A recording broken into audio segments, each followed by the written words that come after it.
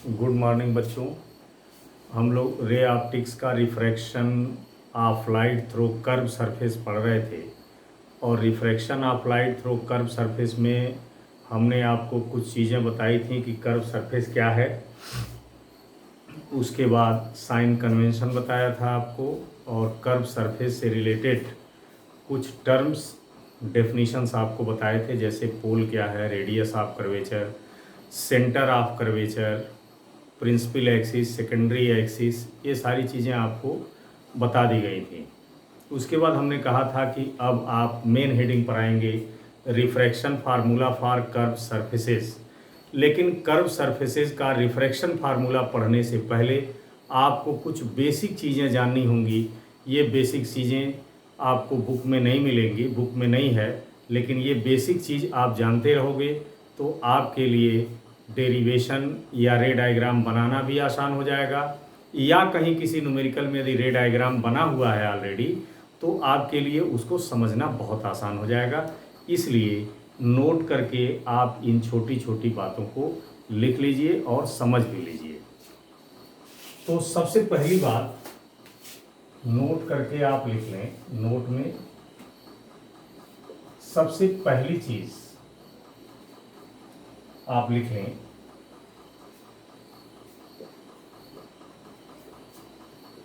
Determination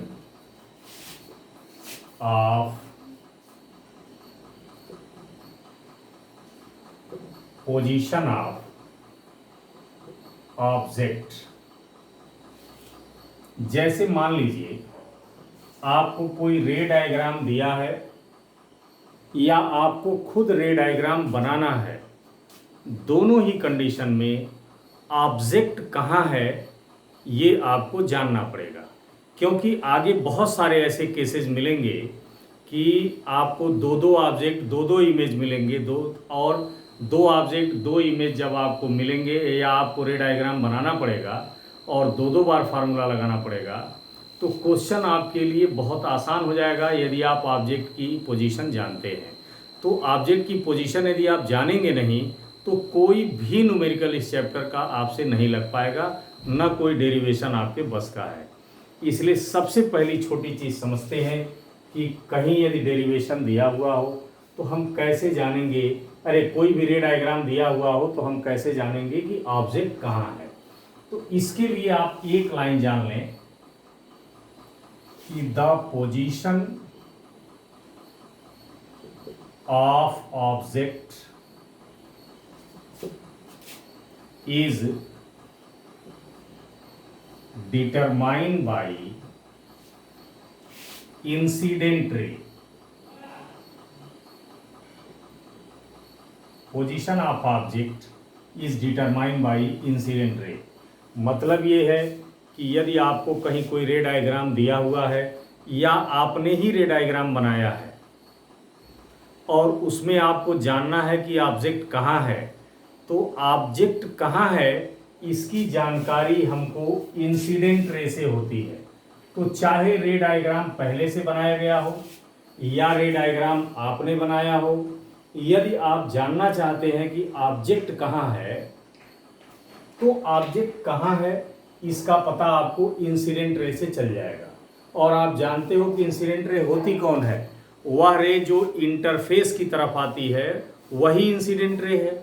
तो incident ray से आपको पता चल जाएगा कि ऑब्जेक्ट कहाँ है। अब इंसिडेंट रे से कैसे पता चलेगा ऑब्जेक्ट कहाँ है, इसको हम रे डायग्राम के माध्यम से बताते हैं। आप रे ऑप्टिक्स जितना भी पढ़ेंगे उसमें तीन ही तरह की इंसिडेंट रे आपको मिलेगी। जैसे मान लीजिए यह एक स्फेरिकल सरफेस है, ठीक, और ये स्फेरिकल सरफेस का प्रिंसिपल एक्सिस है, ठीक है। मान लीजिए ये इंसिडेंट रे है। ये इंसिडेंट रे क्यों कही जा रही है, क्योंकि आपका यही इंटरफेस है। इंटरफेस आपको बताया था कि वह सरफेस जो दो मीडियम को अलग करता है। तो इधर मान लीजिए डेंसर मीडियम है और इधर मान लीजिए रेयर मीडियम है, तो यही बीच में जो स्फेरिकल सरफेस है यही दो मीडियम को अलग कर रहा है। तो जब यही सरफेस दो मीडियम को अलग कर रहा है तो यही स्फेरिकल सरफेस ही हमारा इंटरफेस हो गया, और मैंने बताया था कि जो भी रे इंटरफेस की ओर आती है वही इंसिडेंट रे होती है। ठीक है, तो ये इंसिडेंट रे है जो इंटरफेस पे आ रही है और प्रिंसिपल एक्सिस के पैरेलल है। एक इंसिडेंट रे आपको रे ऑप्टिक्स में इस तरह की मिलेगी। दूसरी, मान लीजिए यह एक स्फेरिकल इंटरफेस है और ये प्रिंसिपल एक्सिस है, और ये इंसिडेंट रे ऐसे आ रही है। ये भी इंसिडेंट रे हुई क्योंकि ये सीधे इंटरफेस, जो स्फेरिकल इंटरफेस है, इधर तो मीडियम दूसरा है, इधर मीडियम दूसरा है, तो यही इंटरफेस हुआ, तो इस पर ऐसे आ रही हो। तीसरा, मान लीजिए यह एक स्फेरिकल सरफेस है और ये प्रिंसिपल एक्सिस खींच दिया मैंने, इंसिडेंट रे ऐसे जा रही है, ऐसे।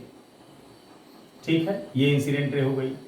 तो जितना भी रे ऑप्टिक्स आप पढ़ेंगे, चाहे आप स्फेरिकल सरफेस से रिलेटेड, रिफ्रैक्शन से रिलेटेड कोई चीज़ पढ़िए या लेंस थियरी से रिलेटेड कोई चीज़ पढ़िए, आपको सिर्फ 3 ही तरह की इंसिडेंट रे मिलेगी ही। इसके अलावा चौथी कोई इंसिडेंट रे आपके लाइफ में नहीं मिलेगी।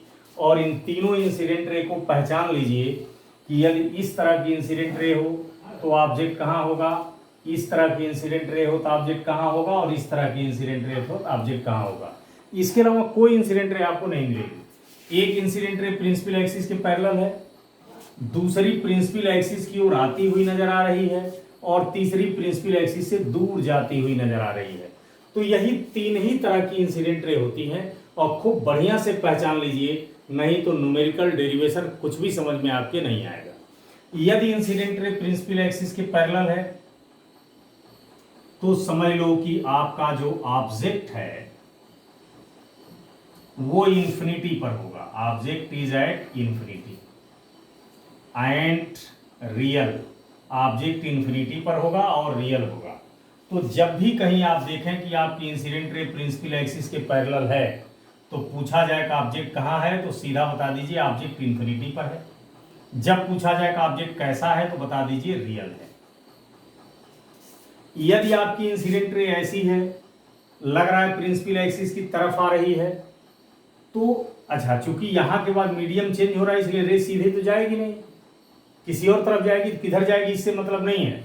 ये जो इंसिडेंट रे आ रही है इसको डॉटेड लाइन से आप आगे बढ़ाएं। ध्यान देना, कभी गाढ़ी लाइन से नहीं बढ़ाना, डॉटेड लाइन से, और जहां प्रिंसिपल एक्सिस को कट कर रही है वहीं पे ऑब्जेक्ट होगा, और ऑब्जेक्ट को ओ से डिनोट करते हैं, ऑब्जेक्ट के सिंबल को।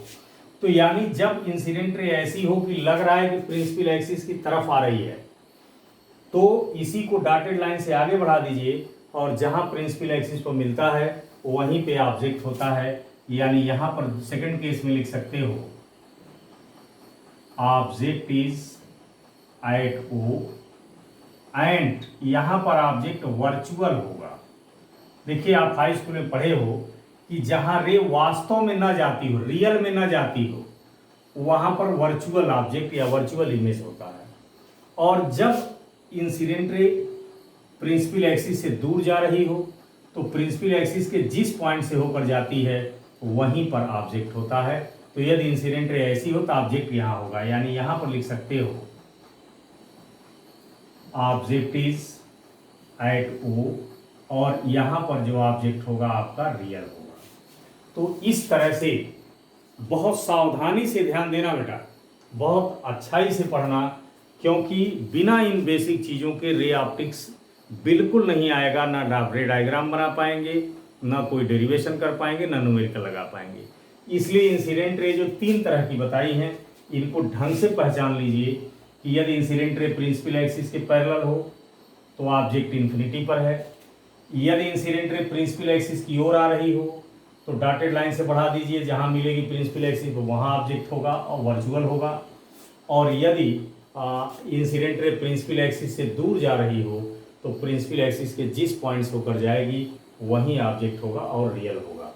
तो इस तरह से ऑब्जेक्ट कहाँ है इसका डिटर्मिनेशन आप इंसिडेंट रे से कर सकते हो, और इंसिडेंट रे से कैसे आप पहचानेंगे कि ऑब्जेक्ट कहाँ है आपको रे डायग्राम के माध्यम से मैंने बता दिया।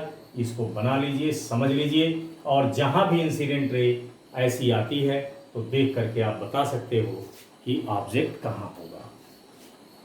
दूसरा point, determination of position of image, determination of position of image.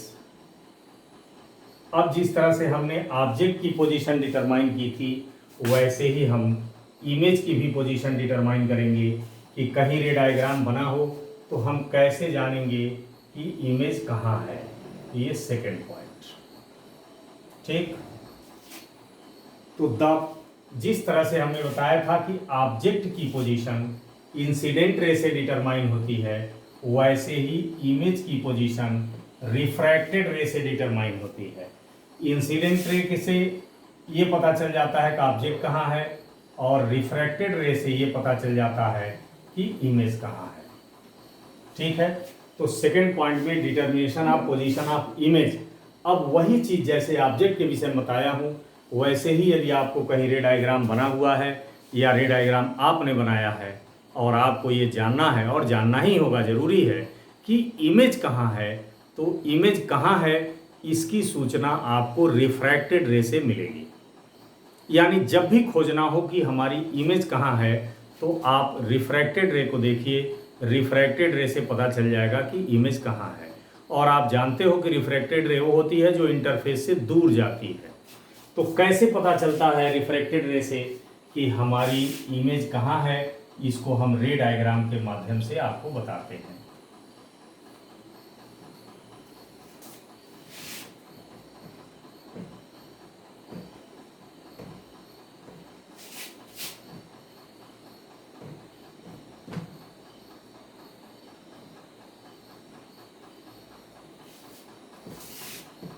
ठीक है, तो आपको रे डायग्राम के माध्यम से समझिए कि इमेज का पोजीशन कैसे डिटरमाइन करते हैं। तो सबसे पहली चीज़ तो आपको समझ में आ गया होगा कि कहीं रे डायग्राम दिया हो और पूछा जाए कि इमेज कहाँ बनी है, तो इमेज का पता हम कैसे लगाएंगे, रिफ्रैक्टेड रे से। रिफ्रैक्टेड रे को देखिए, वो मालूम हो जाएगा कि इमेज कहाँ है। और रिफ्रैक्टेड, जिस तरह से इंसिडेंट रे 3 तरह की होती है, वैसे ही आपको पूरी रे ऑप्टिक्स में रिफ्रैक्टेड रे भी 3 ही तरह का मिलेगा। इसके अलावा चौथी कोई रिफ्रैक्टेड रे नहीं मिलेगी। और इस 3 रिफ्रैक्टेड रे को पहचान लीजिए, इससे आप आसानी से डिटरमाइन कर सकते हैं कि इमेज कहाँ है। जैसे एक रिफ्रैक्टेड रे ये हो गई, ठीक, और इंटरफेस से चूंकि दूर जा रही है इसलिए रिफ्रैक्टेड रे है। दूसरी रिफ्रैक्टेड रे ये हो गई, और तीसरी रिफ्रैक्टेड रे ये हो गई।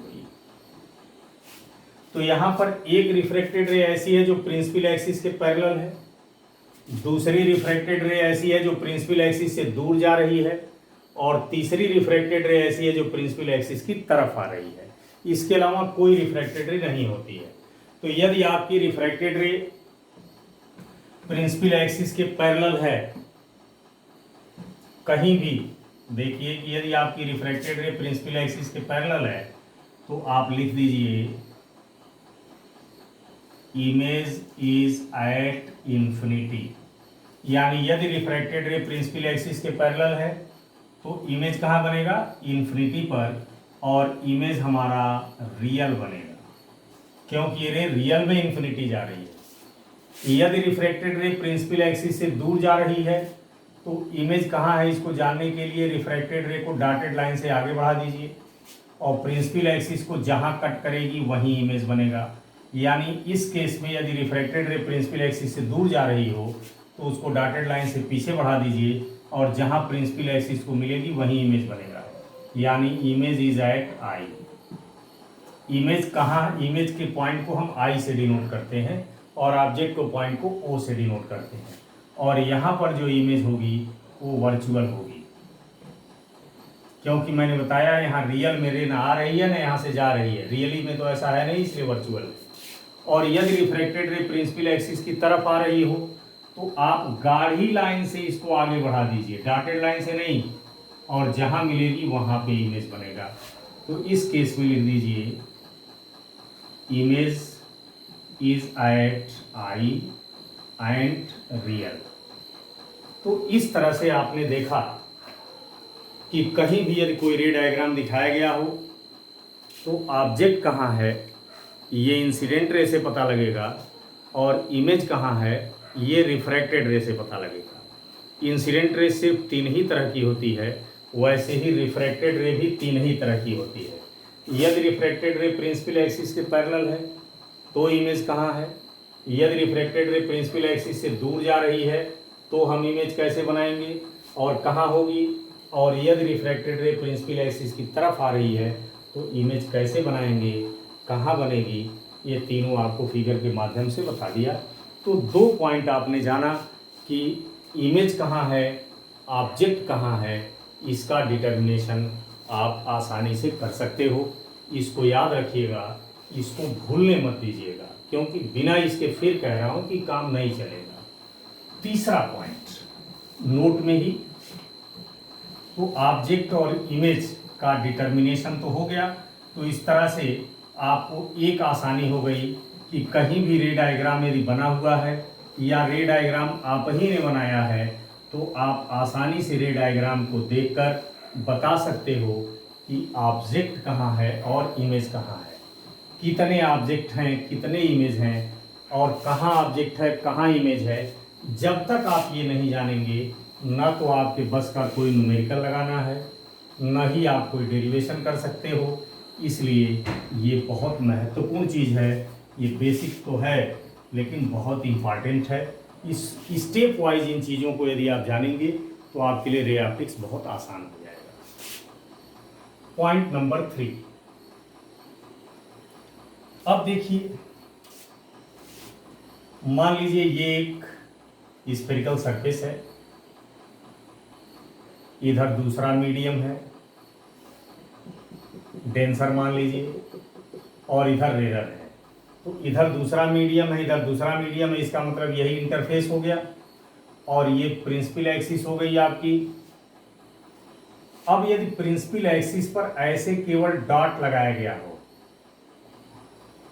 तो समझिए ये पॉइंट ऑब्जेक्ट का सिंबल है। यानी कहीं आपको फिगर में पॉइंट ऑब्जेक्ट दिखाना हो तो प्रिंसिपल एक्सिस पर सिर्फ एक डॉट लगा दीजिए, ये पॉइंट ऑब्जेक्ट का सिंबल हो जाएगा, और ओ लिख दीजिए। यानी ये सिंबल है पॉइंट ऑब्जेक्ट का। यदि फाइनाइट साइज ऑब्जेक्ट बनाना हो या कहीं ऐसे बना हुआ हो तो समझ लीजिए कि ये ऑब्जेक्ट फाइनाइट साइज का है, और इस ऑब्जेक्ट का नाम लिख देते हैं ओ डैश। तो ये ऑब्जेक्ट आपका हो गया, इसको कहते हैं finite size object. Finite size object. तो कहीं यदि पॉइंट ऑब्जेक्ट आपको बनाना हो तो आप सिर्फ एक डॉट बना देंगे, पॉइंट ऑब्जेक्ट हो जाएगा। यदि आपको फाइनाइट साइज का, माने एक सर्टेन साइज का 2 सेंटीमीटर 4 सेंटीमीटर यदि ऑब्जेक्ट बनाना हो तो आप ऐसे बना दीजिए, ये फाइनाइट साइज ऑब्जेक्ट हो गया। और यदि इनफाइनाइट साइज ऑब्जेक्ट बनाना हो तो क्या कीजिए, ऐसे खींचिए तो सीधे, लेकिन ऊपर थोड़ा डॉटेड लगा दीजिए, तो ये हो गया आपका infinite size object. Infinite size object. Clear? तो 3 तरह के ऑब्जेक्ट आपको रे ऑप्टिक्स में मिलेंगे, एक पॉइंट ऑब्जेक्ट, एक फाइनाइट साइज ऑब्जेक्ट, और एक इनफाइनाइट साइज ऑब्जेक्ट। तो यदि कहीं पॉइंट ऑब्जेक्ट दिखाना हो तो मैंने बताया केवल डॉट लगा दीजिए, पॉइंट ऑब्जेक्ट हो जाएगा। ऐसे बना दीजिए तो फाइनाइट साइज ऑब्जेक्ट हो जाएगा, और ऐसे बना दीजिए तो इनफाइनाइट साइज ऑब्जेक्ट हो जाएगा। तो ये तीसरी बेसिक बात आप याद रखिए, ऑब्जेक्ट का कहाँ है डिटर्मिनेशन, इमेज का डिटर्मिनेशन, और ऑब्जेक्ट फाइनाइट साइज का हो, इनफाइनाइट साइज का हो, या पॉइंट हो तो कैसे फिगर में दिखाएंगे, ये आपको बता दिया। ठीक है ना? उसी तरह से इमेज के लिए भी यदि पॉइंट इमेज दिखाना हो तो ऐसे डॉट लगा दीजिए, फाइनाइट साइज इमेज दिखाना हो तो ऐसे लगा दीजिए, इनफाइनाइट साइज इमेज दिखाना हो तो ऐसे दिखा दीजिए। अब चौथा पॉइंट नोट में देखें,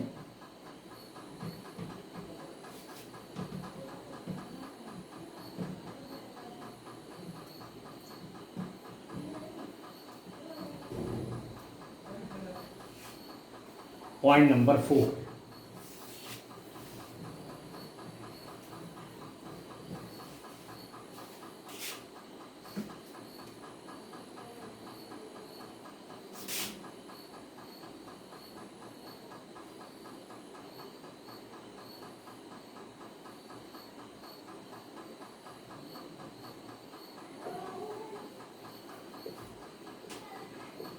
रे डायग्राम कैसे बनाएंगे, जैसे आप पहले दूसरे चैप्टर में पढ़े थे रिफ्रैक्शन थ्रू प्लेन सरफेसेस, तो प्लेन सरफेस पर यदि कोई रे आ रही हो तो उसका रिफ्रैक्शन कैसे दिखाते हैं ये तो आप पढ़ चुके हो।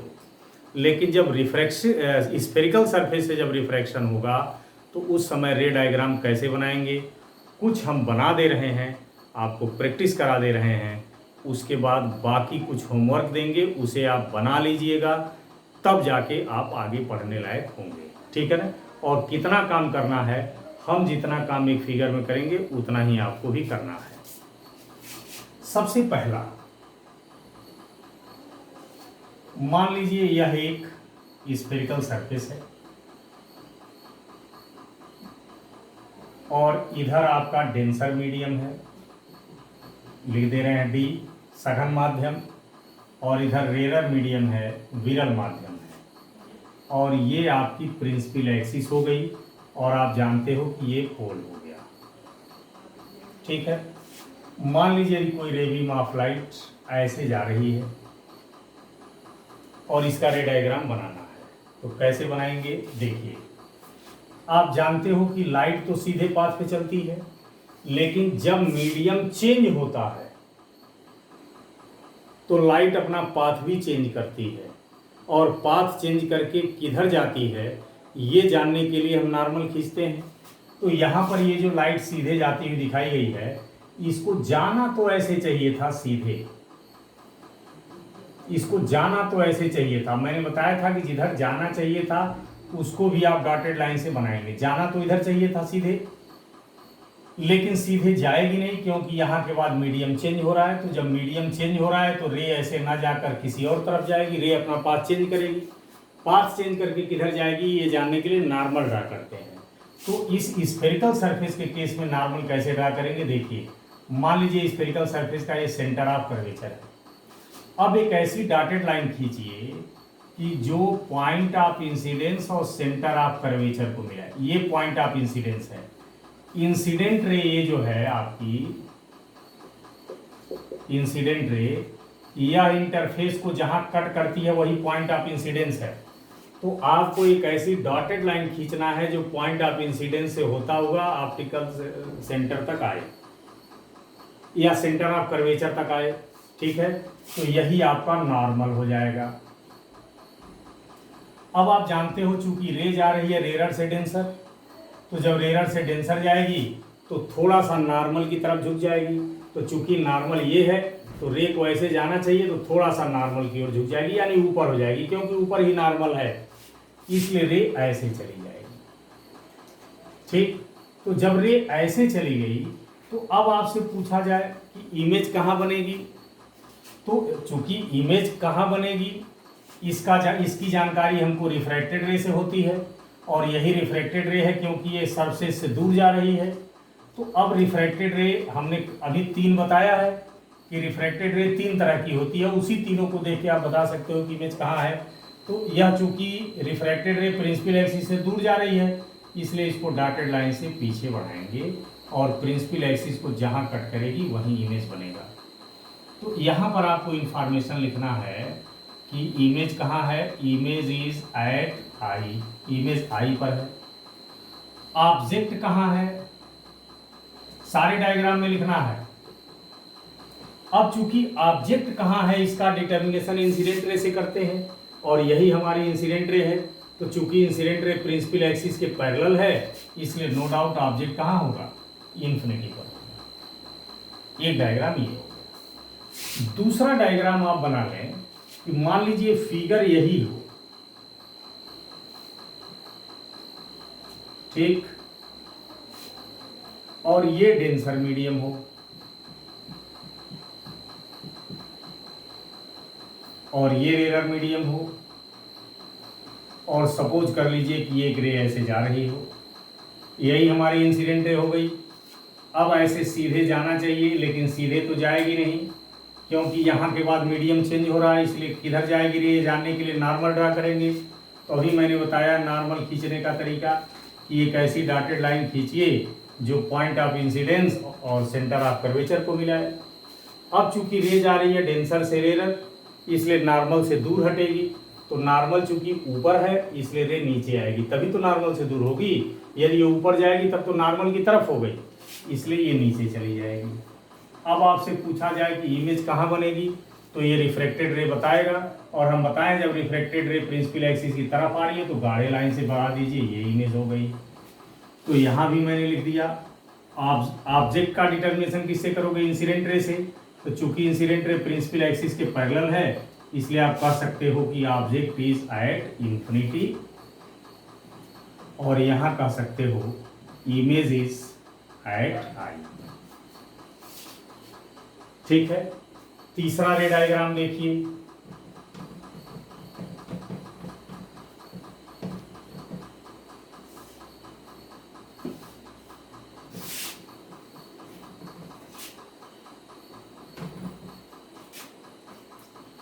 थर्ड रे डायग्राम, मान लीजिए ऐसा स्फेरिकल सरफेस है, ये प्रिंसिपल एक्सिस है और इधर का मीडियम डेंसर है,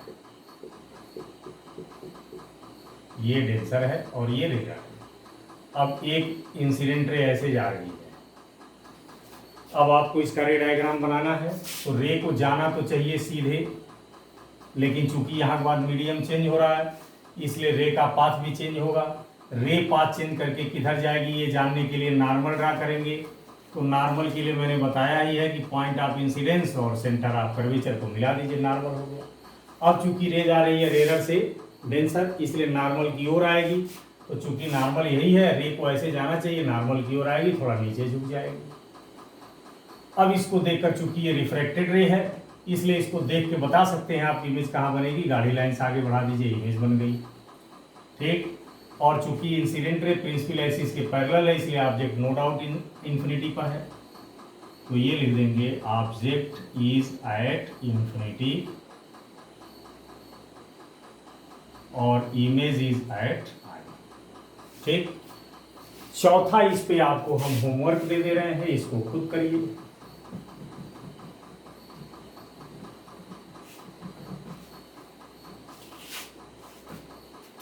मान लीजिए ये हमारा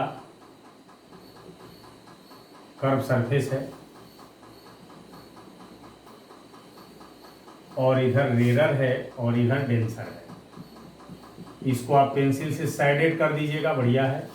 और ये इंसिडेंट रे है, रे डायग्राम बनाना है, ये सेंटर ऑफ कर्वेचर है। तो इस रे डायग्राम को आप कंप्लीट कर लीजिएगा, ठीक है। या थोड़ा हम बता ही दे रहे हैं, चलिए। रे को जाना चाहिए सीधे, लेकिन चूंकि यहाँ के बाद मीडियम चेंज हो रहा है इसलिए नॉर्मल ड्रा करेंगे। अब रे जा रही है डेंसर से रेयर, इसलिए नॉर्मल से दूर हटेगी। तो नॉर्मल ये है, इधर आएगी तब तो नॉर्मल की तरफ कहा जाएगा, दूर हटेगी ऐसे। अब ये इंसिडेंट रे प्रिंसिपल एक्सिस के पैरेलल है इसलिए ऑब्जेक्ट तो इंफिनिटी पर होगा और इमेज रिफ्रैक्टेड रे से पता करते हैं। तो चूंकि रिफ्रैक्टेड रे प्रिंसिपल एक्सिस से दूर जा रही है इसलिए डॉटेड लाइन से पीछे बढ़ाएंगे, यहां पर इमेज बन जाएगा।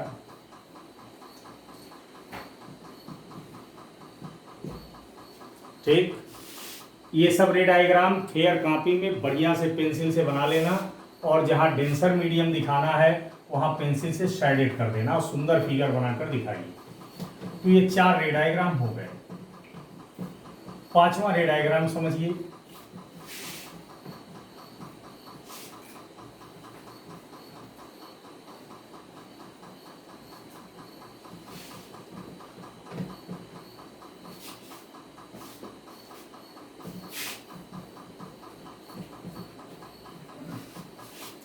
पांचवा रे डायग्राम,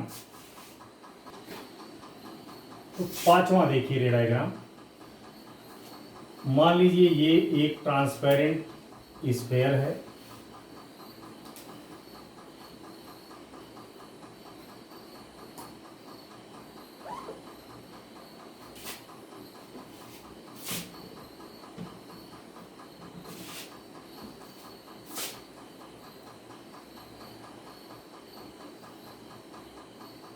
और ये बीच में लाइन, ये स्फेयर का सेंटर है। स्फेयर के भीतर चूंकि स्फेयर ट्रांसपेरेंट है तो ये डेंसर मीडियम है। अब एक रे बीम ऑफ लाइट ऐसे जा रही है। अब इसका रे डायग्राम बनाना है। तो जब भी आपको कंप्लीट स्फेयर मिले तो आप क्या कीजिए, इस स्फेयर के दो पार्ट कर दीजिए। एक यहाँ ए लिख दिया, एक बी लिख दिया, यहाँ पे पोल P1 लिख दिया, यहाँ पोल P2 लिख दिया। अब हमारा ये कंप्लीट जो स्फेयर था वह दो सरफेस में बट गया। एक सरफेस का नाम हो गया AP1B और एक का नाम हो गया AP2B। अब हमें रे डायग्राम बनाना है। तो चूंकि रे ऐसे इंसिडेंट रे जा रही है तो रे को जाना तो सीधे चाहिए था, लेकिन चूंकि यहाँ के बाद मीडियम चेंज हो रहा है इसलिए रे सीधे ना जाकर अपने पाथ से डेविएट होगी। डेविएट होकर किधर जाएगी ये जानने के लिए हम नॉर्मल ड्रा करेंगे। तो नॉर्मल ड्रा कर दिए। अब चूंकि रे जा रही है रेरर से डेंसर इसलिए थोड़ा सा नॉर्मल की ओर झुकेगी, तो हल्का सा झुका दीजिए। ठीक, अब ये सीधे रे इस सरफेस पर पड़ेगी तो इसको भी जाना तो ऐसे चाहिए था, लेकिन चूंकि यहाँ के बाद मीडियम चेंज हो रहा है फिर रे का पाथ चेंज होगा। अब रे का पाथ चेंज हो किधर जाएगा है जानने के लिए फिर नॉर्मल ड्रा करेंगे। और नॉर्मल ड्रा करने का तरीका स्फेरिकल सरफेस में बताया हूँ। एक ऐसी लाइन खींचिए जो सेंटर ऑफ कर्वेचर और पॉइंट ऑफ इंसिडेंस होकर जाए। अब चूंकि ये रे जा रही है डेंसर से रेरर इसलिए नॉर्मल से दूर हटेगी। तो चूंकि नॉर्मल ऊपर है और रे को जाना ऐसे चाहिए था, यदि रे इधर जाएगी तब तो नॉर्मल की ओर कहा जाएगा। चूंकि रे को नॉर्मल से दूर हटना है इसलिए और नीचे आ जाएगी। अब यहाँ समझने वाली बात क्या है कि यहाँ पर रिफ्रैक्शन दो बार हुआ है। एक बार AP1B सरफेस से और एक बार AP2B सरफेस से। तो जो पहला रिफ्रैक्शन हुआ है उसके लिए ऑब्जेक्ट और इमेज कहाँ है ये बताना है, और जो दूसरी बार रिफ्रैक्शन हुआ है उसके लिए ऑब्जेक्ट और इमेज कहाँ ये बताना है। तो ये याद रखिएगा कि जब भी रिफ्रैक्शन दो बार हो तो दो ऑब्जेक्ट और दो इमेज होंगे, और दोनों ऑब्जेक्ट दोनों इमेज आपको जानना पड़ेगा। तो पहले हम लिखते हैं AP1B सरफेस के लिए, फॉर द सरफेस AP1B। इसके लिए ऑब्जेक्ट कहाँ है ये जानना है। तो चूंकि ऑब्जेक्ट का डिटर्मिनेशन इंसिडेंट रे से होता है तो इस सरफेस के लिए इंसिडेंट रे यही है क्योंकि यही सरफेस की ओर आ रही है। तो चूंकि ये प्रिंसिपल एक्सिस के पैरेलल है इसलिए ऑब्जेक्ट होगा कहाँ, इन्फिनिटी पर। इमेज कहाँ है, चूंकि इमेज का डिटर्मिनेशन रिफ्रैक्टेड रे से करते हैं तो हमारे इस सरफेस के लिए इस सरफेस से दूर यही जा रही है तो इस सरफेस के लिए ये रिफ्रैक्टेड रे हो जाएगी आपकी, जो सरफेस से दूर जाती। अब रिफ्रैक्टेड रे को आगे बढ़ाइए, ये जहां भी मिलती है वहीं पर इमेज बन जाएगी। यानी फर्स्ट सरफेस के लिए इमेज कहाँ है, I डैश पर है। अब यही सेकेंड सरफेस के लिए देखिए, फॉर द सरफेस AP2B। अब AP2B सरफेस के लिए ऑब्जेक्ट का डिटर्मिनेशन,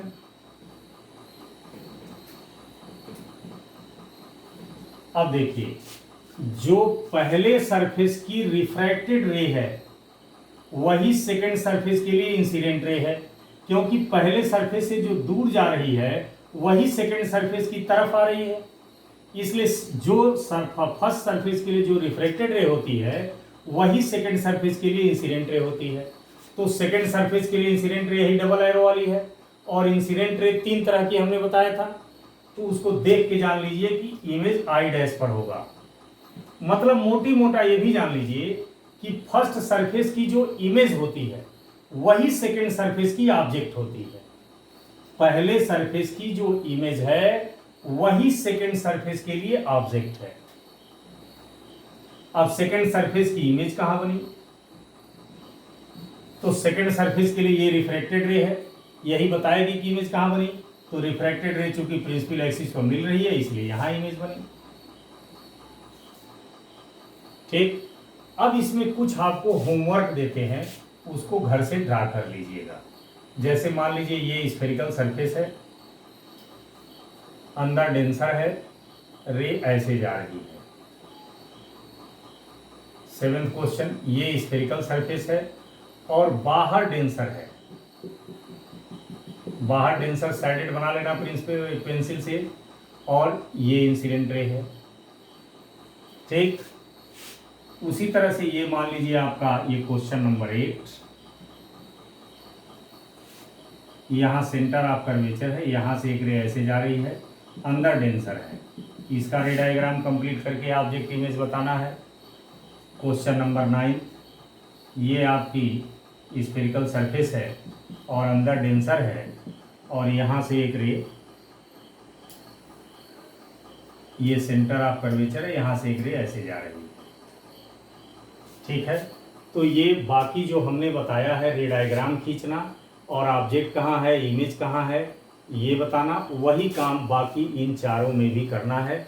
आपको रे डायग्राम खींचना है, उसके बाद ये भी शो करना है कि ऑब्जेक्ट कहाँ है, इमेज कहाँ है। इसको बढ़िया से कॉपी बना लीजिएगा, और अगले पार्ट में हम इस चैप्टर की जो मेन हेडिंग है, refraction formula for curve surface, वो स्टार्ट करेंगे। Thank you.